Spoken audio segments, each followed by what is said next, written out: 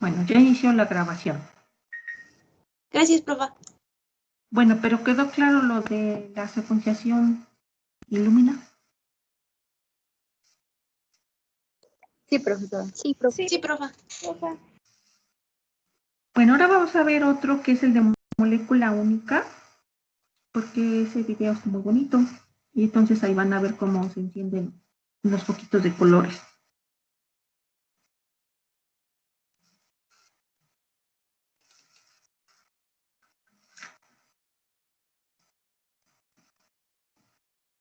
Este secuenciador es de la empresa Pacific Bioscience. Y es pues realmente muy novedosa la metodología, ¿no? Entonces, pues implica desarrollo de muchas cosas, ¿no? De materiales, de aparatos, pues que esos secuenciadores pues tienen todo un diseño, ¿no? Para que funcionen y para que realmente se pueda hacer el análisis de la información, ¿no? Y recuperación de esa información. Entonces, este es la secuenciación de molécula única.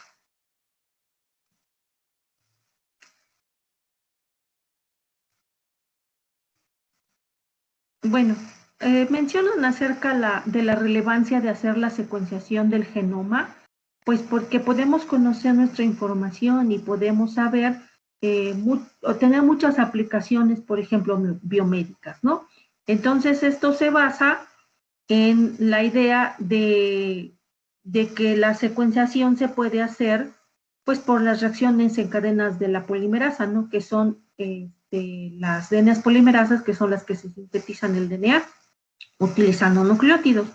Sabemos que estos conocimientos provienen de lo que sería la duplicación del material genético, ¿no? Entonces, conociendo esto, se ha utilizado para poder hacer estas metodologías de secuenciación. Y para ya no ocupar sustancias radioactivas y que sean tan dañinas, por ejemplo, ya tenemos el uso de nucleótidos marcados con estas sustancias fluorescentes. Y aquí les menciona en donde vemos que cada nucleótido estaría marcado con una sustancia fluorescente. Cada vez que se incorpora, entonces emitiría una luz, ¿no? Cada vez que se incorpora un nucleótido, se incorporaría una luz, ¿no? O sea, aquí pueden ver que entra un nucleótido y vean cómo se va incorporándose el nucleótido y emitiendo la luz. Entonces, si esto lo hicieran en un compartimento en donde se tuviera precisamente esa lectura de longitudes de onda de esa luz que se emite cada vez que se incorpora un nucleótido, pues entonces se podría obtener la secuencia de ese fragmento. Ya no hacer clones de ese fragmento, sino que nada más una sola vez hacer la secuenciación por cada fragmento y de una molécula única, eso es lo que hace la diferencia.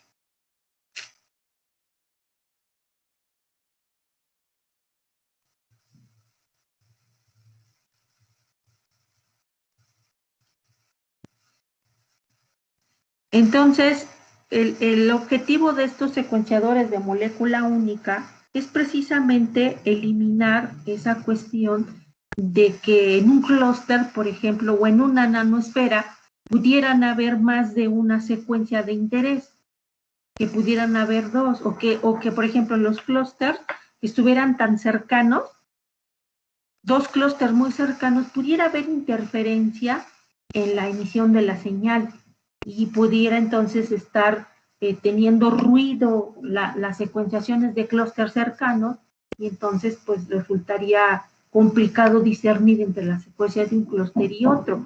Por eso entonces hacer la secuencia de la molécula única resultaría muy ventajoso y se eliminarían esos ruidos o esas problemáticas de las otras secuenciaciones.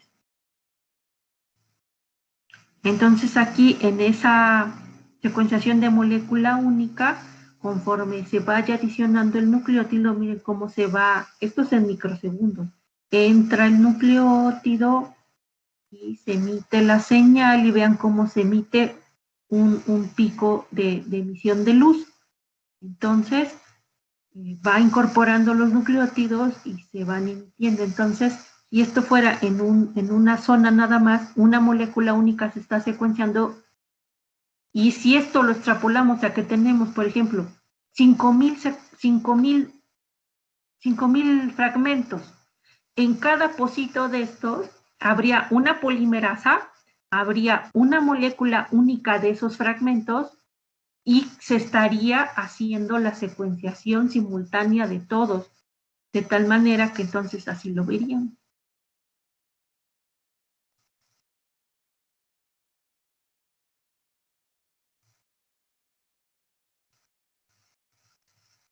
Conforme se están secuenciando, se están adicionando nucleótidos y se están obteniendo las secuencias de manera simultánea. ¿Sí? Ya el análisis de la información y el ensamblado de la información, pues bueno, eso ya es cuestión de informática, ¿no? Pero en sí, el objetivo pues es elucidar la información genética completa de un organismo, ¿no? Y entonces, pues se podría secuenciar lo que uno quisiera, ¿no? Obteniendo una muestra, en el caso del humano, pues con una muestra sanguínea, con una muestra de cabello, pues se podría obtener DNA y de ese DNA pues hacer la secuenciación.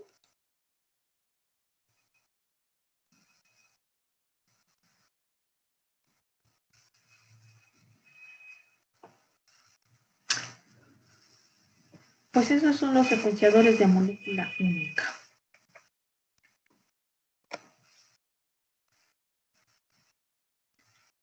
¿Cómo lo vieron? ¿Ya pudieron imaginarse un poquito más estas secuenciaciones?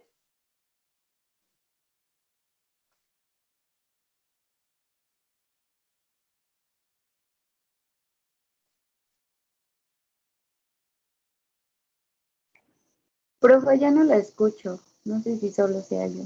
¿Ahí me escuchan? Ya. ¿Ahí me escuchan? Sí, profe, ya. Sí, profe. Ok, pues entonces, ¿cómo vieron esta secuenciación? ¿Ya pudieron imaginarse un poquito más cómo se hace estas secuenciaciones masivas?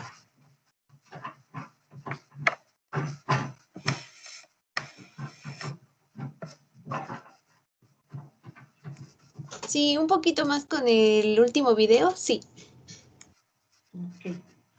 Bueno, yo les voy a compartir otro, este video de Pacific Value y otro de molécula única también ahí en la plataforma, para que después ustedes los escuchen ya con el audio y ya los puedan pues pausar y ver, ¿ok?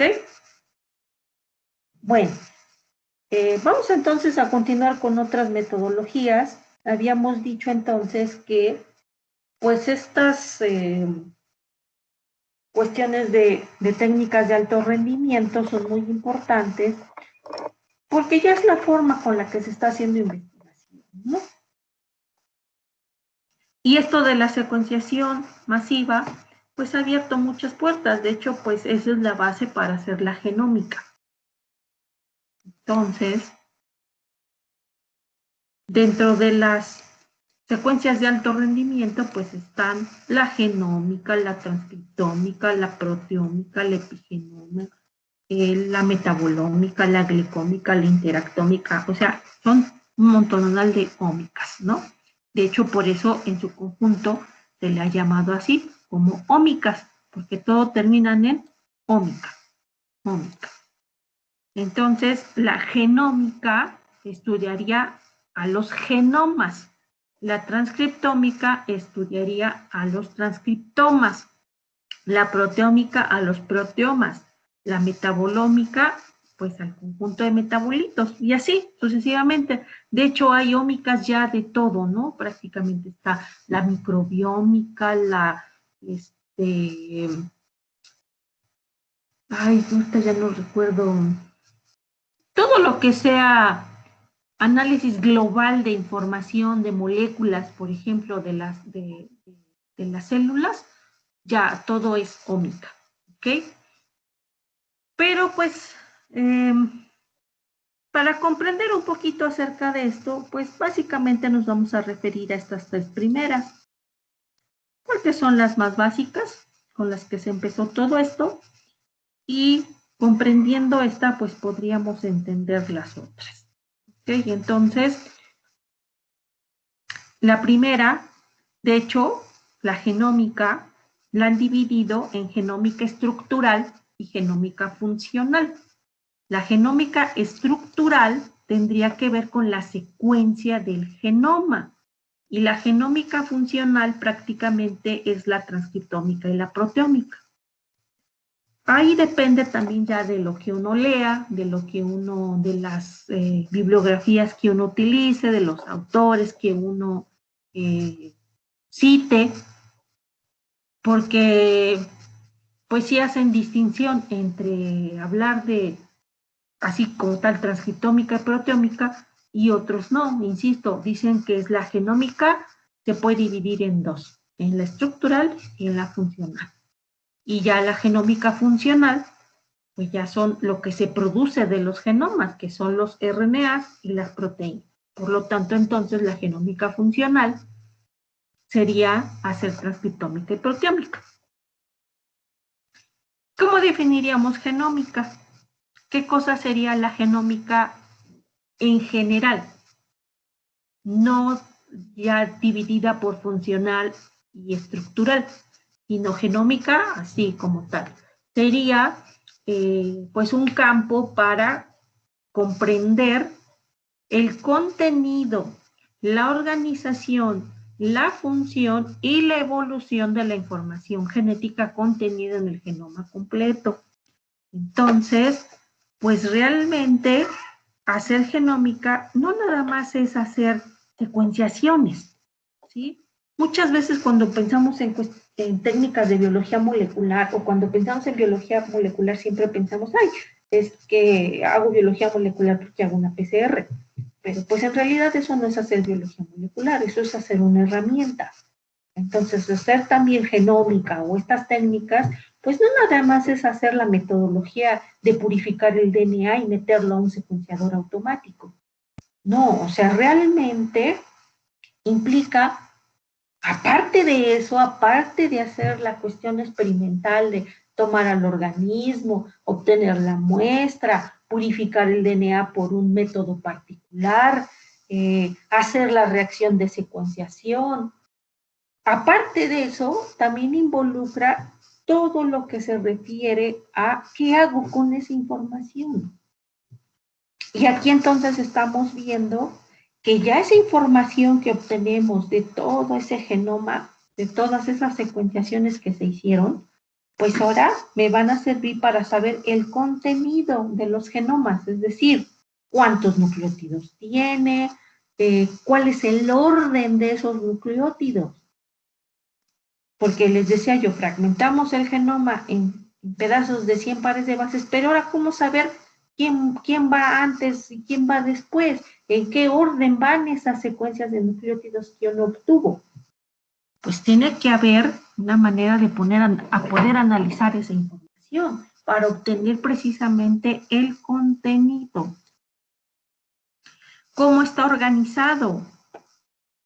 Es decir, si estamos hablando de organismos con varios cromosomas, bueno, pues decir, ¿cómo está organizado el genoma? Bueno, tiene tantos cromosomas, tienen tal longitud los cromosomas, cuántos genes tiene, en dónde están ubicados esos genes cuántos exones, cuántos intrones, sus regiones reguladoras, es decir, cómo está organizado.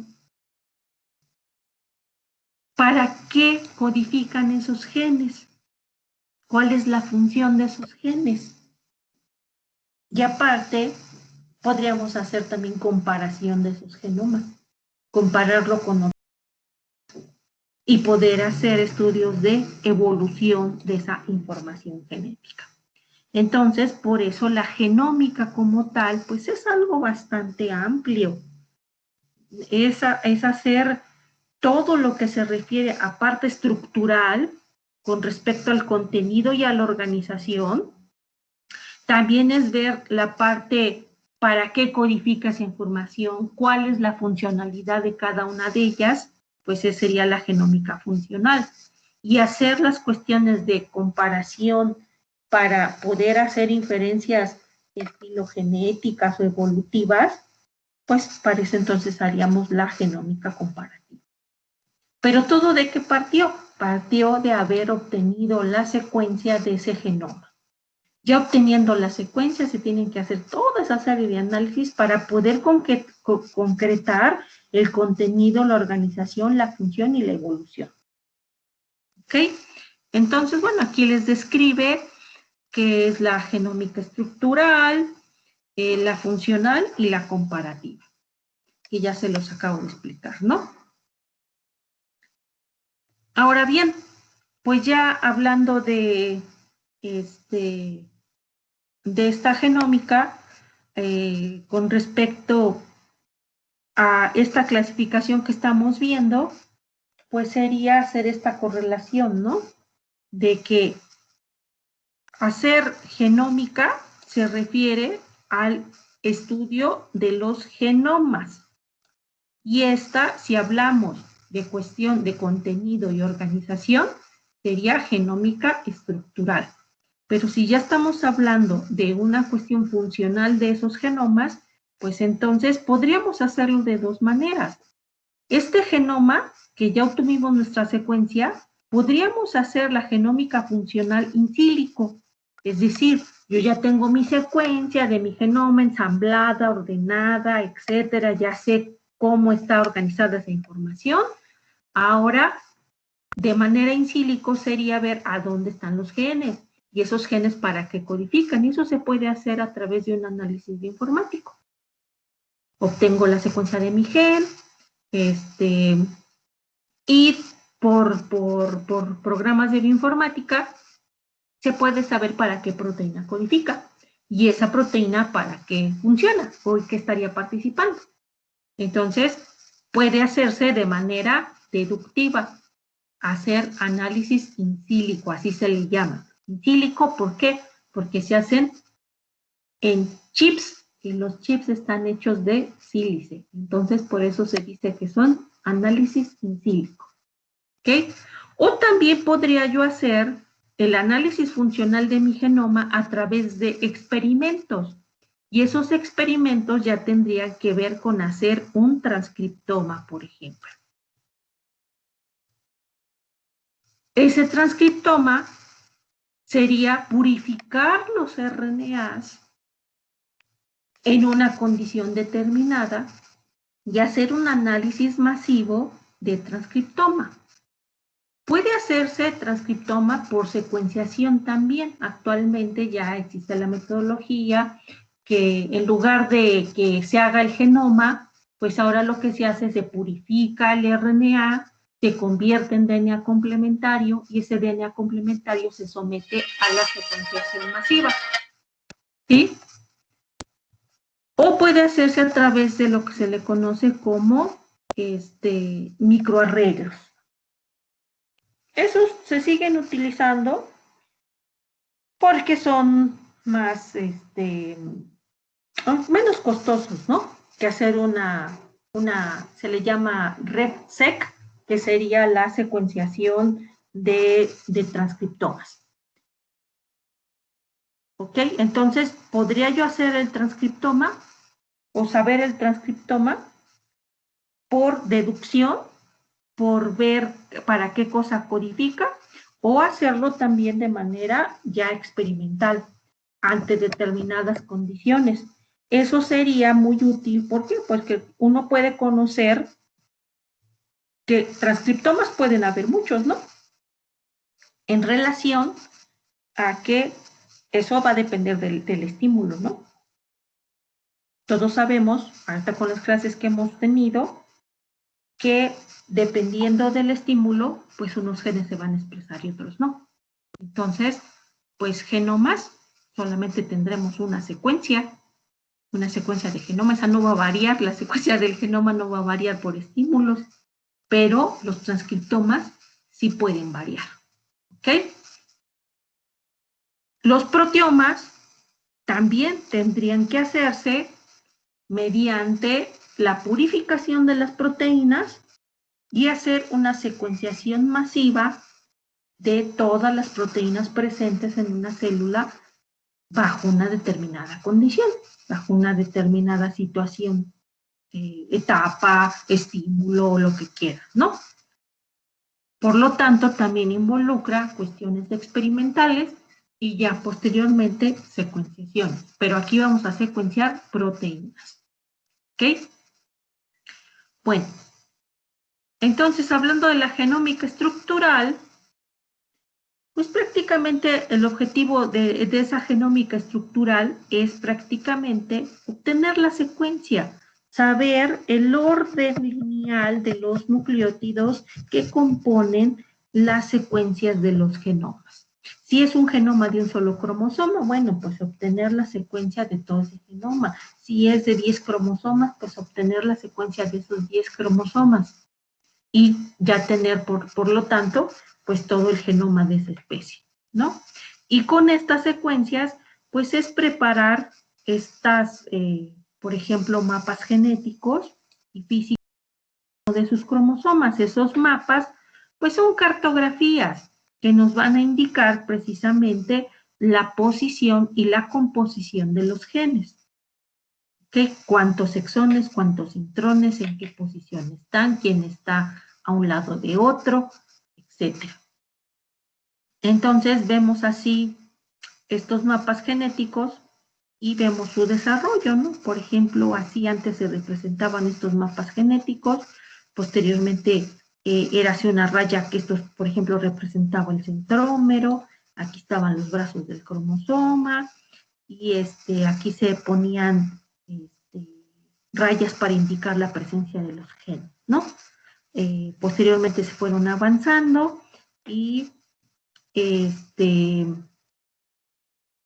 a mapas citogenéticos, por ejemplo, en donde vemos aquí el cromosoma con estas banditas. Cada bandita indicaría la posición también de genes o de varios genes, por ejemplo. Y el objetivo es tener una cartografía, hacer un mapa genético, es tener una cartografía de ubicación, de posición, de composición y de estructuración de cada uno de los cromosomas para constituir un genoma completo. Actualmente, si ustedes entran en una base de datos, así se ven. Estos son los cromosomas y cada uno de estos pues son posiciones en las cuales se encuentran los genes. Este es el cromosoma 18, por ejemplo, este es el brazo P, banda 11.32. Y esta es una posición, es un punto de referencia en donde se puede decir, el gen fulanito está, por ejemplo, en el cromosoma 18, brazo P, banda 11.21. Entonces ya sabe uno que ahí es la posición de ese gen. Y eso se obtuvo gracias a hacer una secuenciación del genoma y hacer toda esta estructuración y ordenamiento de la información para poder tener la organización del genoma. ¿Sí? Si uno va dando clic acá, puede ir uno accediendo incluso cada vez más cerca, hasta obtener, por ejemplo, ya sitios en donde puede uno acceder directamente a la secuencia del gen que a uno le interesa.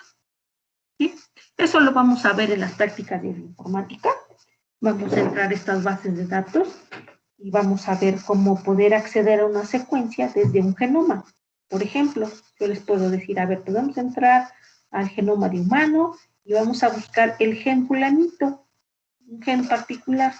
Entonces uno puede ir entrando desde una búsqueda, poner el nombre del gen y nos va a dar opciones de en qué cromosomas están, y uno puede ir, como dice ahí, el programa es como caminar sobre el genoma, para ir buscando esa información.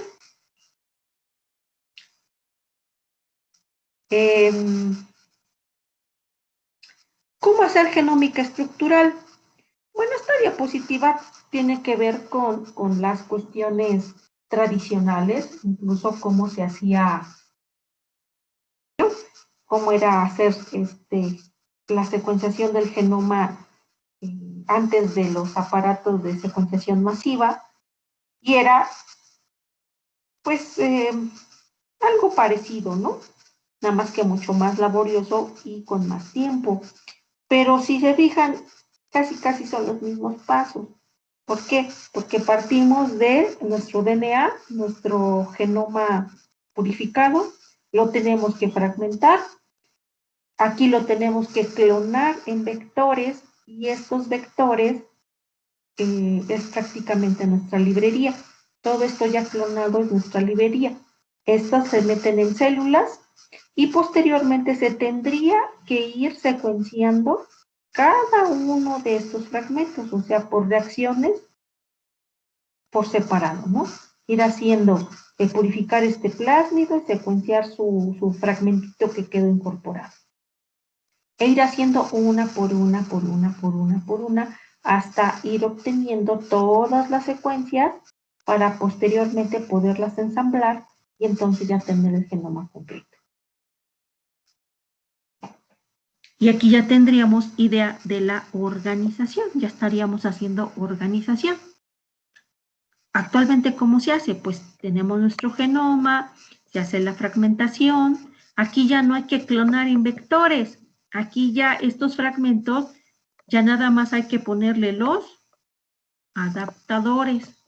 Y a estos ya fragmentos con adaptadores, entonces ya los tendríamos que meter a lo que sería la secuenciación masiva, ya sea por pirosecuenciación, por placa sólida o fase sólida, o la molécula única, y entonces ya en una sola reacción obtener toda esta información y hacer el proceso de ensamblado del genoma.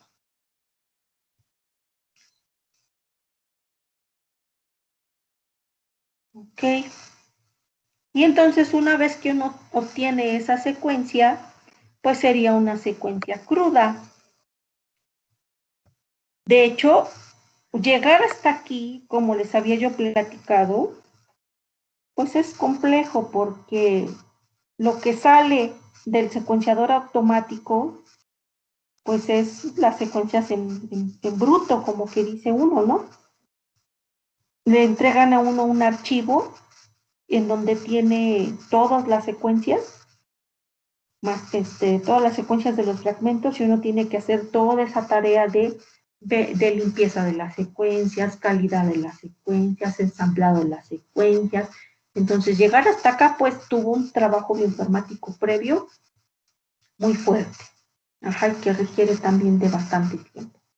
Una vez ya obteniendo eso, entonces se puede hacer la anotación, en la cual, pues, se puede hacer la predicción de genes, también con análisis bioinformático para saber a dónde hay posibles genes, y también predicción de elementos reguladores, y una vez que ya uno determinó cuáles sí son genes, pues puede uno deducir la secuencia de la proteína y la función hipotética. Entonces todo esto sería hacer la genómica estructural, ¿ok? Todo partiendo pues de un experimento de secuenciación masiva, ¿no?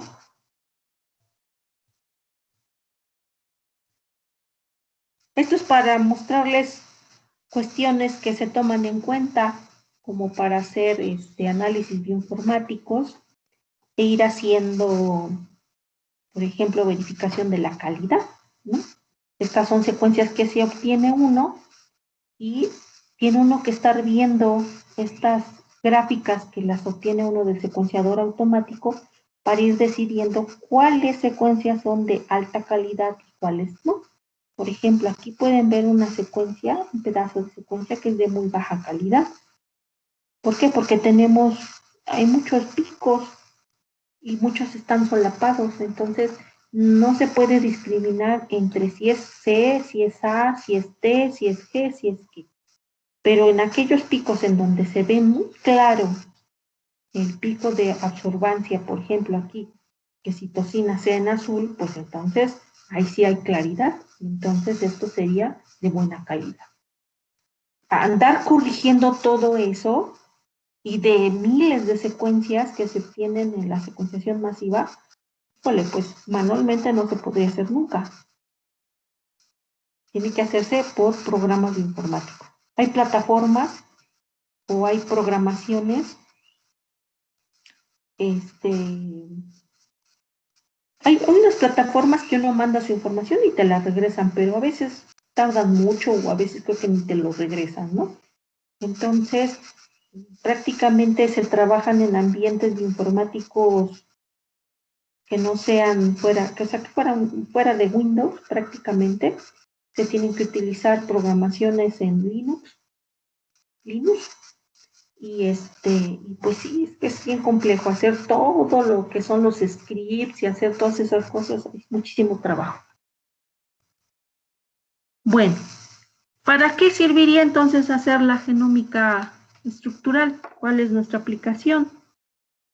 Pues prácticamente saber las instrucciones codificadas en el genoma de cualquier especie, la que se les ocurra.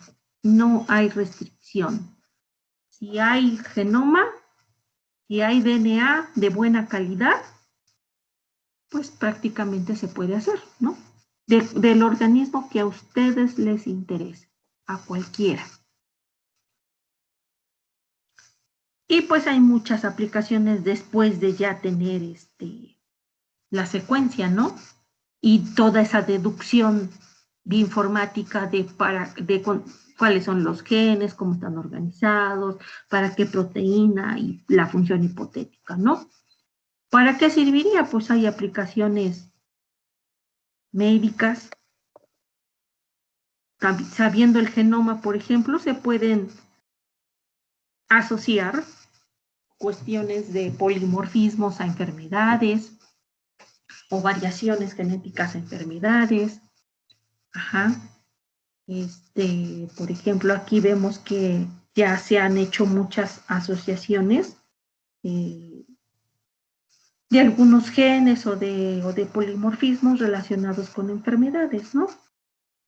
Se pueden hacer estudios también genéticos y hacer con estos, pues hacer vinculaciones y hacer, por ejemplo, medicina molecular, como ya lo hemos estado viendo,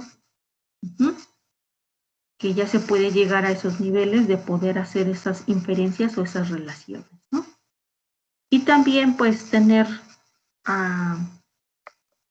influencia en tecnologías de la información, porque pues estamos hablando de que ya no estamos haciendo análisis nada más de genes únicos, sino que hacer tecnologías de la información involucraría hacer estudios de redes. ¿Se acuerdan en un principio cuando empezamos las clases mencionábamos que los genes no están solitarios, sino que participan en red? Bueno, pues entonces a través de estas información masiva de los genomas, pues se podrían empezar a hacer estudios de redes genéticas, ¿no? Y ver qué genes están relacionados con qué. Y pues para esto se requiere pues, hacer tecnologías de información. Y de ahí pues interacciones entre muchas, ¿no? Porque puedo a través de las tecnologías de la información puedo tener aplicaciones en la medicina o en la genética y así. Entonces, de tal manera que pues resultaría muy beneficioso en aspectos biomédicos, en aspectos genéticos, en aspectos evolutivos, en aspectos biotecnológicos, poder conocer precisamente la información genética completa. ¿Ok? Y entonces aquí, por ejemplo, vemos unas aplicaciones ya como muy particulares, como podría ser diseño de fármacos y vacunas, medicina personalizada, diagnóstico clínico, diseño de alimentos. Todo eso se refiere a manipulación de la información. Pero si no la conozco, si no sé cómo está el ordenamiento, para qué codifica y todo lo demás, pues entonces no podría hacer estas cuestiones. Ahorita, por ejemplo, con el diseño de vacunas, no sé si ustedes hayan leído cuestiones del coronavirus, que están utilizando muchas ya de estas herramientas como para poder haber conocido sus genomas y no solo de una cepa de coronavirus, sino ya de varias cepas de coronavirus, ¿no? Comparar las cepas de coronavirus y ver si hay, dependiendo de la población, ya hay mutaciones y que unos sean más infectivos que otros. Y con esa información, pues buscar candidatos vacunales, ¿no?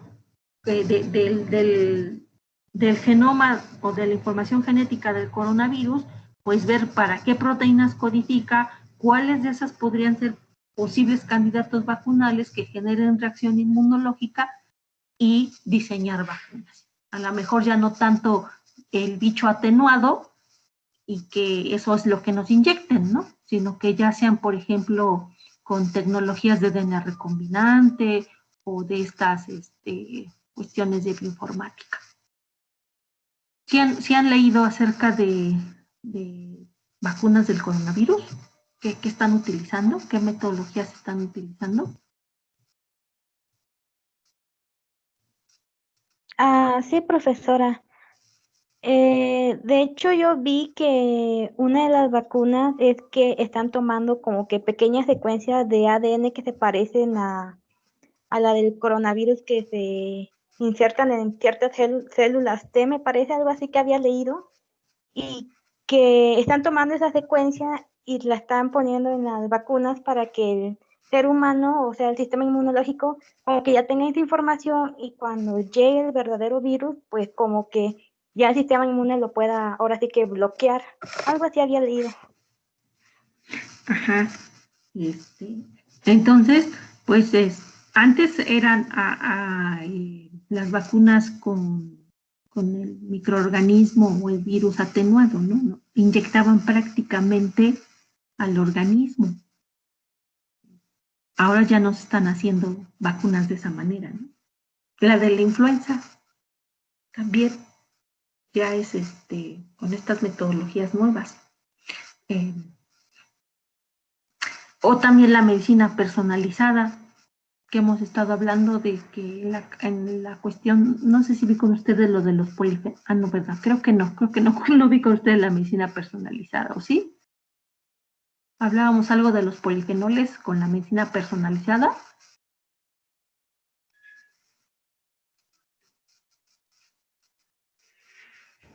No, por favor. Bueno, vimos una parte de polifenoles cuando hablamos del artículo de cáncer. Ajá. Bueno, la idea es que conociendo el genoma, pues tal vez pueda hacerse diseño de dieta, por ejemplo,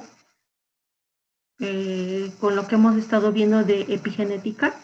Hay una rama que se llama nutrigenómica, en la cual se plantea que se puedan hacer diseño de alimentos en relación al genoma.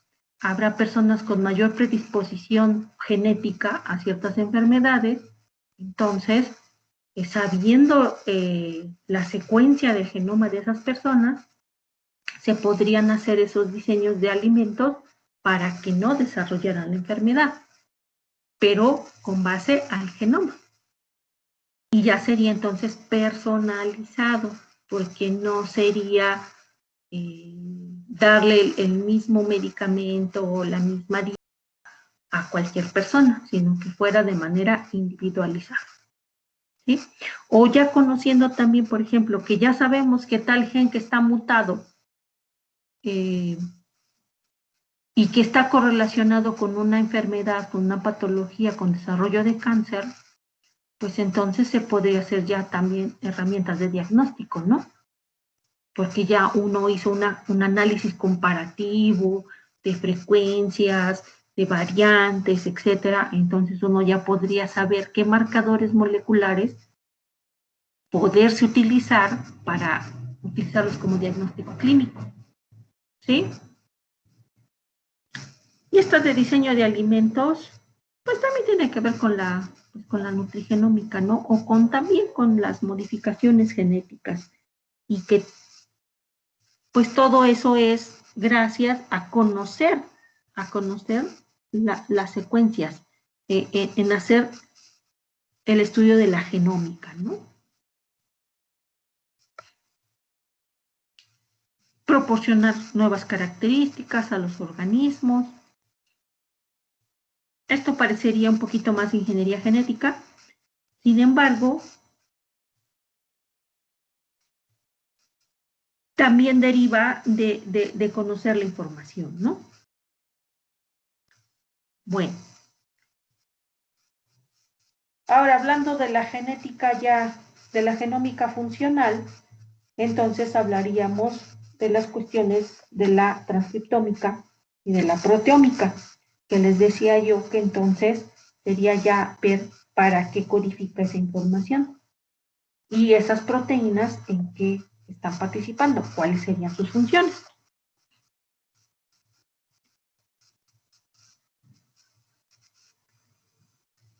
Y la primera entonces es la transcriptómica, que se definiría como el estudio o como, pues sí, la transcriptómica sería el estudio de el conjunto de RNAs presentes en una célula, tejido u organismo, pero en un momento en particular.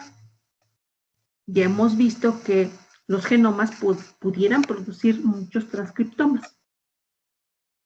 Y hablábamos de los transcriptomas, que son todos los RNAs, no solo los mensajeros, sino los RNAs ribosomales, los de transferencia, los pequeños RNAs. Sin embargo, esos RNAs ribosomales o de transferencia no se utilizan para hacer, por ejemplo, los análisis de microarreglo. Los que se utilizan básicamente son los RNAs mensajeros, ¿ok? Nosotros vamos a explicar lo de la transcriptómica con lo de los microarreglos, ¿ok? Entonces, ¿qué cosa es un microarreglo? Pues un microarreglo es una matriz en donde se puede analizar de manera global la presencia o ausencia de RNAs mensajeros bajo un estímulo particular, bajo una condición particular. Entonces, permitirá cuantificar los niveles de expresión genética. Para eso sirve, para ver que bajo determinada situación, qué genes aumentan su expresión, disminuyen su expresión o no tienen ningún cambio. Es para ver eso. Sin embargo, este es un análisis cualitativo. Nada más nos puede decir si aumentó, si disminuyó, pero de manera cuantitativa no nos dice exactamente. Para eso tendríamos que, una vez que se hace el microarreglo, y ver qué genes aumentaron o disminuyeron su expresión, y posteriormente entonces hacer una PCR en tiempo real, hacer una PCR cuantitativa, para poder determinar qué tanto aumentó su expresión o qué tanto disminuyó su expresión. Bueno, entonces hacer un microarreglo consistiría en que del genoma se obtiene todos los RNAs expresados, todos los RNAs. Y estos RNAs mensajeros se van a hibridar en una micromatriz. Y esta micromatriz, por ejemplo, hay desde 5,000 genes a, por ejemplo, hasta 30,000 genes. Eso ya es variante también de la micromatriz y del organismo que uno quiera estudiar, ¿no? Porque, por ejemplo, si uno quiere estudiar una bacteria, pues micromatrices de 5,000 genes, pues después son los genes que tienen las bacterias, ¿no? En ese promedio están. Ya organismos superiores, pues tendrán mayor número de genes, ¿no? pero pues están en un promedio desde 5.000 hasta 30.000 genes. Y estas micromatrices se basan en la hibridación, prácticamente. Nosotros purificamos nuestro RNA y lo tenemos que hibridar con la micromatriz. Y al hibridarlo con la micromatriz, pues los RNAs ya vienen marcados con una sustancia fluorescente y prácticamente se expone también a una luz para poder excitar. Y aquí nada más son dos marcas. Una para la condición control y una para la condición experimental. Entonces, se marca el RNA control con una sustancia fluorescente y se marca el RNA experimental con otra sustancia fluorescente. Se toma lectura de la micromatriz y se hace un empalme para poder ver cuáles son los que están en un color y cuáles son los que están en otro, entonces ya determinar si aumenta o disminuye. Por ejemplo, aquí podemos ver, tenemos una célula, bueno, no es una célula, pues es un conjunto de células, ¿no? Es un cultivo, el cual no ha sido tratado y un cultivo tratado. O pueden poner cultivo normal y cultivo canceroso, o condición normal o condición de estimulación de luz, estimulación de una sustancia, lo que quieran probar, ¿no? Tenemos entonces dos condiciones, la condición control y la condición experimental. De esas se tiene que obtener el RNA, ¿ok? Se tiene el RNA. Y ahora entonces a esos RNAs hay que marcarlos. Pero primero a esos RNAs hay que convertirlos a DNA. Se obtiene RNA y a través de una reacción de retrotranscripción, este RNA mensajero se convierte a DNA. Y ya este DNA, entonces, es el que se marca con las sustancias fluorescentes. Por ejemplo, se puede marcar el control, lo vamos a marcar con verde. Y el experimental lo vamos a marcar con rojo. Pero no olvidemos que ya es el DNA complementario el que ya está marcado. Y ya este DNA marcado, entonces, pues ya se junta y se va poniendo una gotita en cada punto de esta micromatriz. Imaginemos que la micromatriz es del tamaño de un portaobjeto. ¿Ok? Aunque ese es el tamaño del soporte, pero la micromatriz ya en sí pues es más pequeña, ¿no? Supongamos que este es el portaobjeto y la micromatriz va a ser prácticamente esto. Imaginemos una cuadrícula.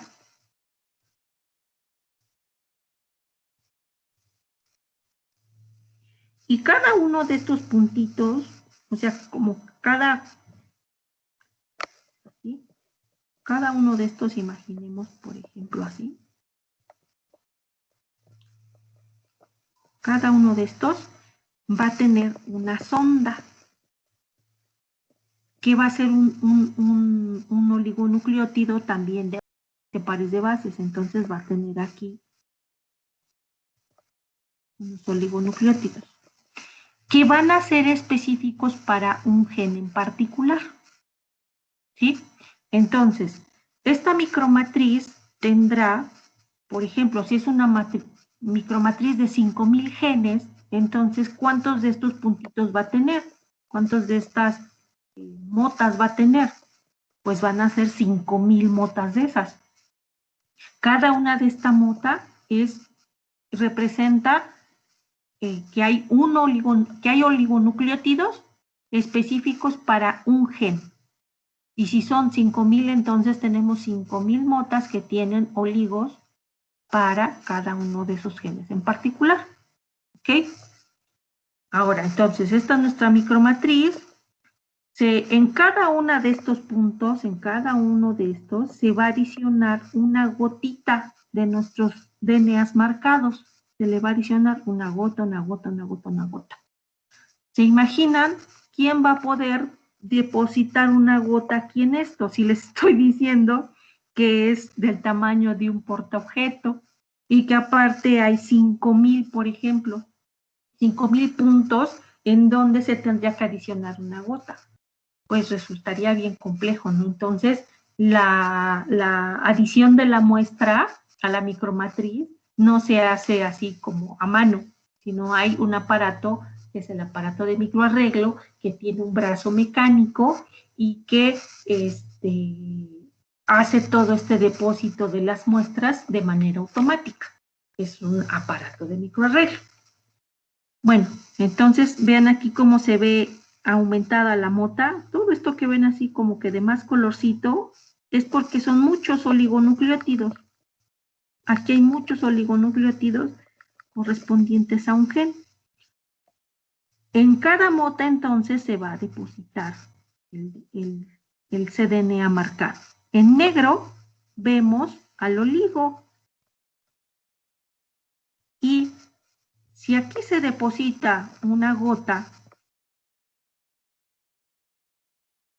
solamente va a hibridar quien tenga la secuencia complementaria a la secuencia del oligo.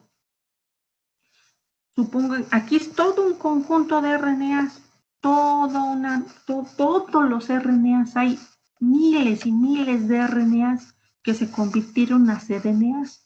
Entonces, si en cada gotita se deposita una muestra, de toda esa combinación de cDNAs ya marcados, en cada punto solamente va a hibridar aquellos que tengan la secuencia complementaria.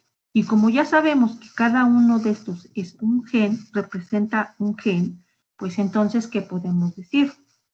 Una vez que ya se hizo la hibridación, entonces se hacen unos lavados, etcétera, etcétera, y esta micromatriz es expuesta a esta excitación con luz. Ajá. Entonces, por ejemplo, ¿aquí qué podemos decir? Aquí se ve una mota en color rojo. ¿Eso qué significa? Que el RNA, que hay un RNA en la célula experimental que se está expresando, porque está en color rojo, y marcamos el color rojo. ¿Qué gen es este? Ah, pues ya tenemos los datos de nuestra matriz. Seguramente pongamos que este es el gen de la beta-tubulina. Beta-tubulina. Entonces aquí sabemos que si está en rojo es porque en la célula, en la condición experimental hubo un aumento en la expresión de este gen que es la beta-tubulina, y como está en rojo, pues fue de la experimental. Si está en verde, todas las que están en verde, así verde muy intenso, entonces hubo una expresión aumentada de ese gen en la condición control. Si está amarillo, ¿qué cosa significaría? Pues amarillo significaría que en los dos se expresó, porque si uno mezcla rojo y verde, pues daría pues amarillo. Entonces amarillo significa que en ambos. Y si está oscuro, ¿eso qué quiere decir? Pues que ahí no hubo expresión de ese gen en ninguna de las dos condiciones. Entonces tendríamos una escala de colores, ¿no? A lo mejor puede ser verde más intenso, verde menos intenso, rojo más intenso, rojo menos intenso. Entonces eso estaría, por eso es cualitativo, porque son intensidades nada más. Entonces, si está menos rojo, si es un anaranjado, pues a lo mejor dice uno, pues sí aumentó su expresión, pero no tanto. Pero no deja de ser cualitativo entonces. ¿Ok? Así se ven las micromatrices. Así se verían. Esto ya es uno muy ampliado, ¿no? Pero la idea del microarreglo entonces es conocer de manera global el conjunto de genes que aumentó su expresión, disminuyó su expresión o no cambió su expresión de manera simultánea. En un solo microarreglo se puede saber todos los genes que cambiaron su estatus transcripcional, ya sea la alza, ya sea la baja, o no cambiaron su nivel de transcripción. ¿Sí? ¿Alguien quería preguntar algo?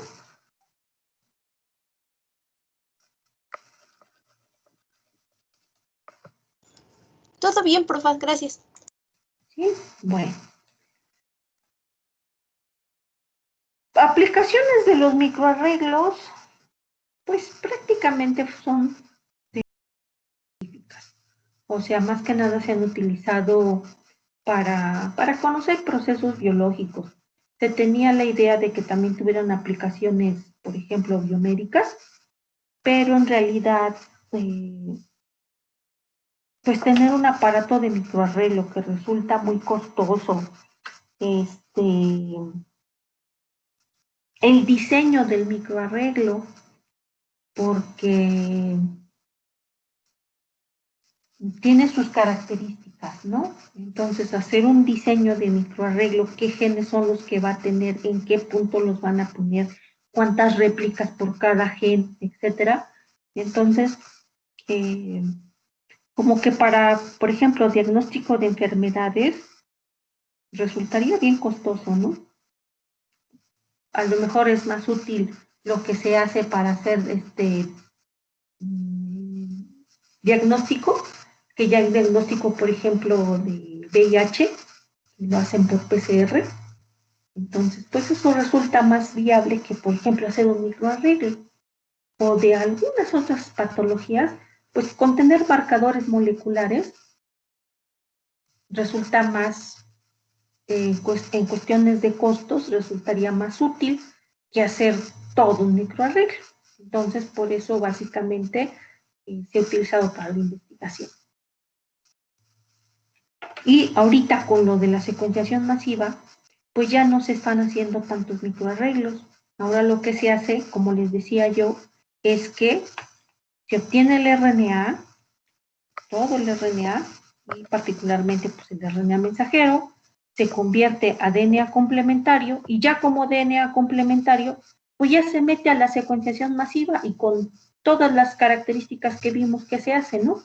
Que se hace con los secuenciadores automáticos, ¿no? Entonces, pues ya no se están utilizando mucho los microarreglos, sino que se hace esta metodología que le dicen RedSeq, que es la secuenciación masiva del transcriptoma. ¿Ok? Bueno, y la última que vamos a ver, pues es la proteómica, que ahí sería el estudio del conjunto de proteínas presentes, se hace en un organismo, en un tejido, en una célula, o incluso hasta en compartimentos subcelulares. Por ejemplo, ya se han hecho proteomas del nucleolo, nada más.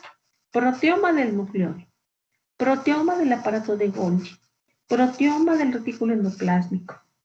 Pero igual aquí siempre hay que ver también en cuestión del contexto, ¿no? Se puede hacer un proteoma de una condición normal o también se puede hacer un proteoma en condiciones de estimulación, porque cambiaría.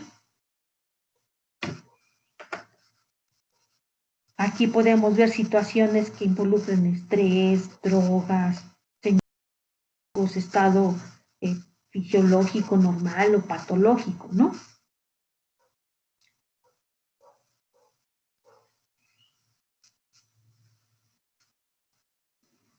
Y también, pues, el objetivo no nada más es obtener la secuencia de las proteínas, o sea, hacer un listado de que, pues tales proteínas, tantas proteínas tiene el organismo, tantas proteínas están presentes en el nucleolo.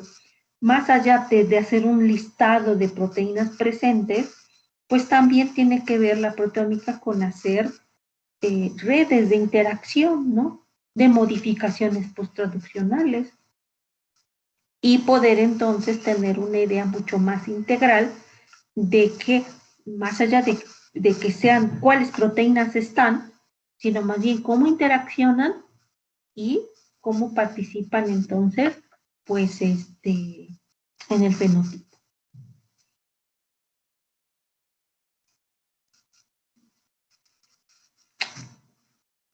Bueno, ¿cómo se hace? Igual necesitaríamos primero obtener nuestro conjunto de proteínas, hacer una purificación de proteínas del organismo, del tejido, de las células o de lo que, del nivel que ustedes quieran, ¿no? Entonces, si obtienen las proteínas, y primero se va a hacer una electroforesis bidimensional, que consistiría en separar a las proteínas por su peso y por su punto isoeléctrico. Entonces, aquí tendríamos una electroforesis. ¿Cómo se ve una electroforesis de proteínas por su peso? Se ven así, en banditas. Se van separando por peso. Las más pesadas quedan acá arriba, las más ligeras quedan acá abajo. Pero en cada banda significa que tendríamos un montón de proteínas que tienen ese peso, ¿no? Entonces estaríamos discriminando o separando por peso. No es que cada banda sea una sola proteína, un solo tipo de proteína. Cada banda involucraría el conjunto de proteínas que tienen ese peso. Ahora entonces, ya separadas por peso, pues ahora hay que separarlas por punto isoeléctrico. Porque entonces ya permitiría la separación de estas proteínas, pero ahora por su punto isoeléctrico. Y ya las vemos así. Son, se ven así separadas ya, pero ya como por puntitos, puntitos, puntitos. Cada puntito, entonces sí representaría una proteína diferente. Esta parte de la electroforesis ya no tiene resolución. Yo ya no podía saber qué proteínas son estas porque ya no hay separación. Aquí lo que importa es lo que se ve separado. Entonces, a este gel, prácticamente como con un sacabocados, se va sacando el gel de cada puntito. Ajá. Y luego, por una metodología, ya se disuelve el gel y ya se obtiene la proteína purificada. Y a esa proteína purificada, entonces, hay que meterla a lo que serían los espectrofotómetros de masas. Y con eso obtener precisamente la secuencia de proteínas de un conjunto, ¿no? De un conjunto de un proteoma, ¿no?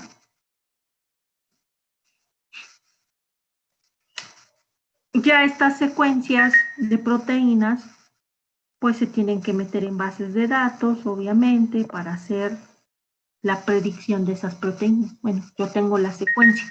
Ahora, ¿para quién es esa proteína? ¿Ya se conoce? No se conoce. Y eso no se tiene que hacer por pura bioinformática. Entonces hay que hacer análisis comparativo para saber si esas proteínas que yo identifiqué ya están reportadas en la base de datos, cuáles son, qué función tienen, etcétera. ¿Ok? Y entonces, pues ya tendría yo, por lo tanto, mi proteoma completo. ¿Sí? Miren, aquí se ve un poquito mejor lo de la electroforesis bidimensional.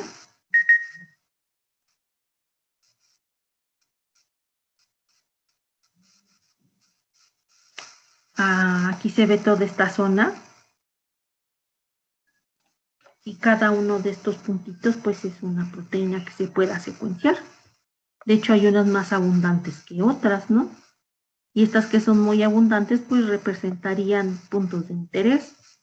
¿Por qué está tan concentrada? ¿Ok? Este aquí se ve también como muy bonito, ¿no? Esta electroforesis bidimensional.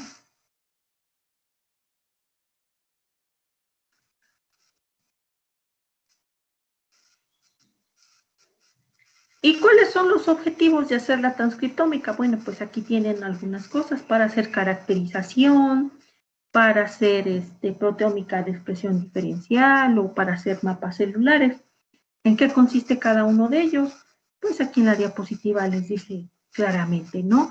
Pues para conocer, para identificar, para tener idea de qué proteínas forman el proteoma.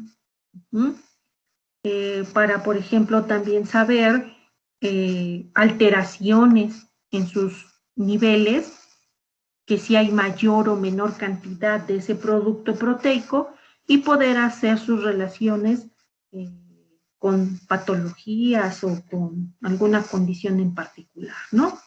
Y también hacer estas cuestiones de interacción entre proteína-proteína. Para no quedarnos con la idea de nada más tener listados, ¿no? Dijera, bueno, están estas proteínas, este paciente tiene tal proteína, y pues ya, ahí están.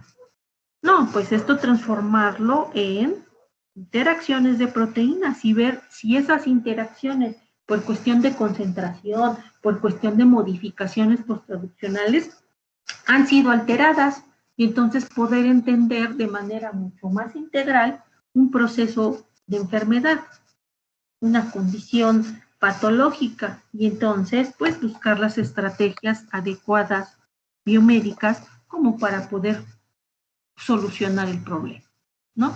Porque casi siempre vemos, pues me dirijo a un solo blanco, a un solo gen y en realidad no me doy cuenta de que ese gen y que su producto está en interacción con otros. Puede ser que yo solucione el problema, por ejemplo, inactivando la enzima, pero a lo largo me voy a dar cuenta que voy a tener efectos secundarios porque esa enzima no solo participaba en esa vía, sino que participaba en otras vías y entonces al inactivarla, pues también se afecta.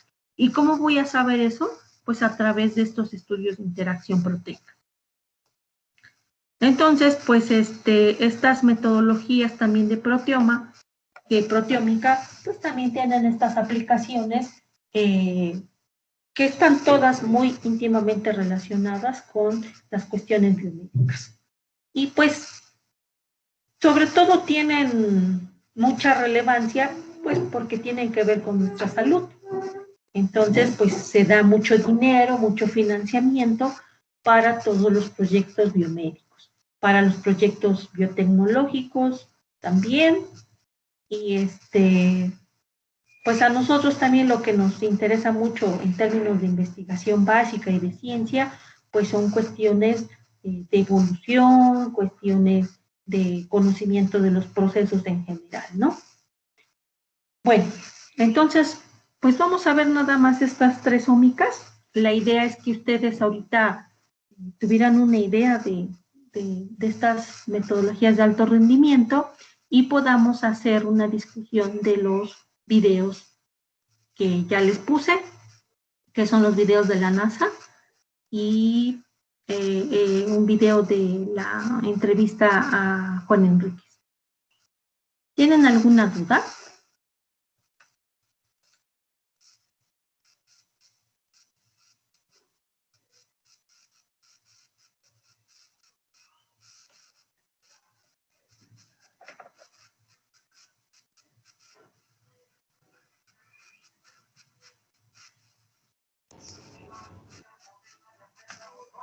No, profe, muchas gracias. ¿No? Bueno,